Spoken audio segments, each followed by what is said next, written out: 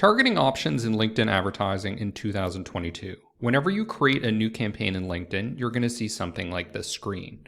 One of the first options that you're going to have is specifying the geographies that you want to target. Here I have the United States, and what I may do here is add the United Kingdom, and I might add Australia and New Zealand. The other option you have is to exclude geographies. So for example, if you wanted to exclude Singapore, India, or any area that perhaps you don't service or where you've had issues in the past.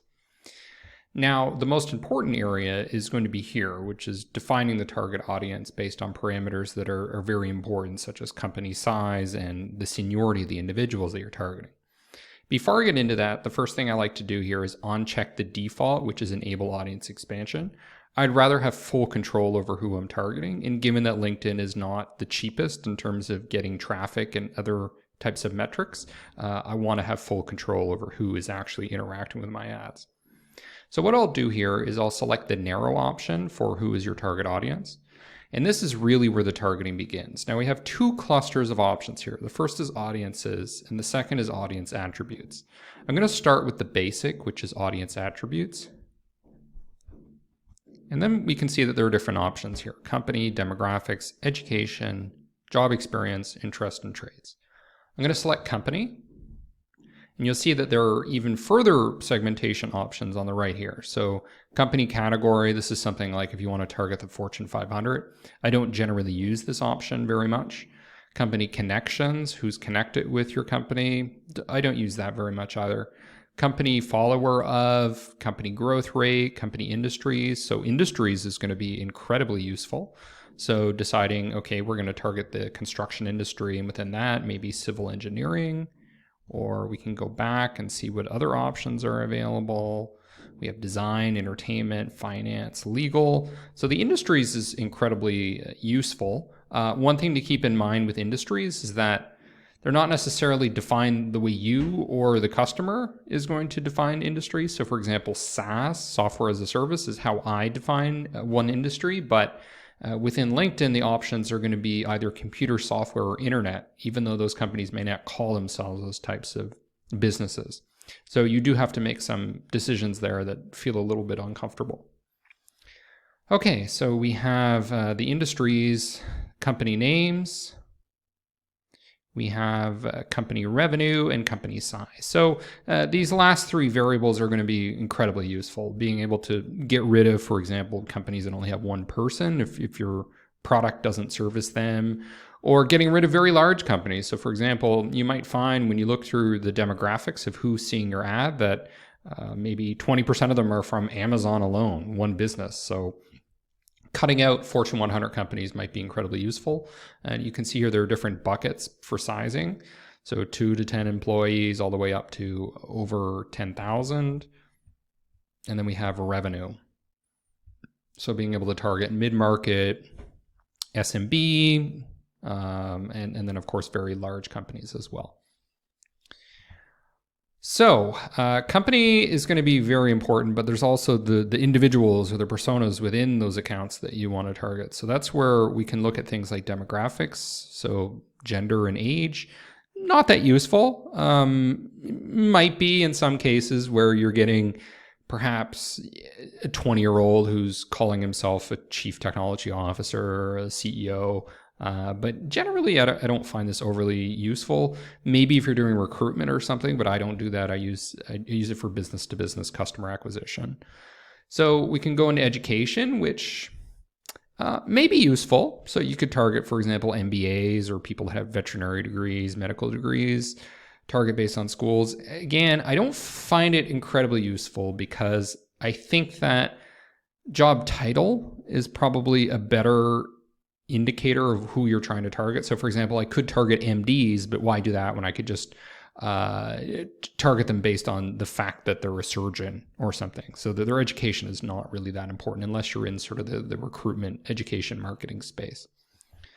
So then we can get into job experience. So I find this very useful. So function. So for example, is somebody in sales or marketing or human resources? Incredibly useful parameter. Seniority also important. So we have different levels here all the way from on paid up to CXO, which is the C-suite and the owner.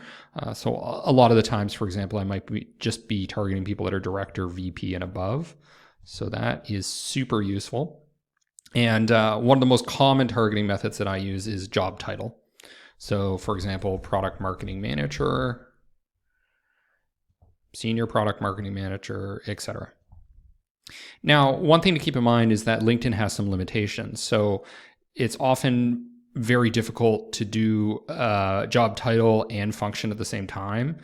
So for example, if I'm targeting job titles, I cannot do negative targeting for job functions. So often what I want to do is target specific job titles and then exclude anyone that's in human resources or sales. Can't do that. Instead, what I have to do is I have to exclude everybody that has specific HR job titles or specific sales job titles, which is a bit tedious, but that's just the reality of how it is. Job title is a more precise, perhaps better way to do targeting. We can also target based on member skills. So for example, if I want to target people that know how to use QuickBooks or NetSuite or PowerPoint, something like that, pretty useful. Years of experience. So maybe you're only targeting people that have been using Adobe for 6 years or something like that, or have been in graphic design for X number of years. That could be useful.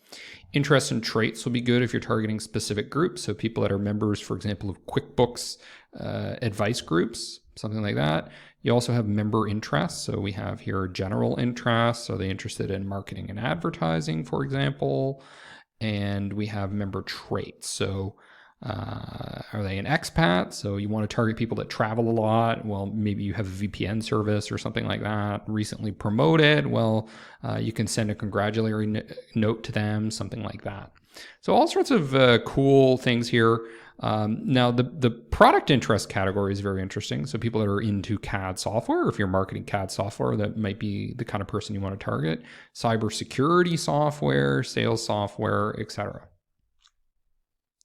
When you've decided who you can target, who you want to target, you can also narrow it further. So for example, you could layer job title as well as seniority. So I can put in seniority here and start targeting people based on whether they're CXO or whatever, and then their functions marketing. We can have multiple layers, like 3 layers of targeting. We have negative targeting, which is this exclude button. So I mentioned human resources, for example, is something that I would commonly want to exclude. You can see that I can't do it by function, but I could go through individual job titles and exclude those people. So that's the basic targeting that you would do in LinkedIn. LinkedIn has very sophisticated native targeting, but they also have pretty sophisticated advanced targeting, and that's what I want to talk about next. And it's this area called audiences. So if we click audiences, we have a couple options here. One is an upload, which is for either a list of companies that you want to target or a list of individuals that you want to target. That would be the most precise advanced way to do targeting on LinkedIn, actually uploading a list. We can also do lookalikes. So people that look similar to, for example, people that were sales qualified leads in our database, and that will help us reach more people. Retargeting is also useful. So we can retarget based on interactions with our company page, based on whether they RSVP to an event, based on interactions with our lead gen form, interactions with our video. So did they watch 50%, 75% of our video, for example, or did they visit particular sections of our website, such as the pricing page? In the audiences, we also have third party, which is a pretty advanced feature if you have some sort of API connection with a third party. And then we have the other option, which is for like some sort of custom audience that may have been built.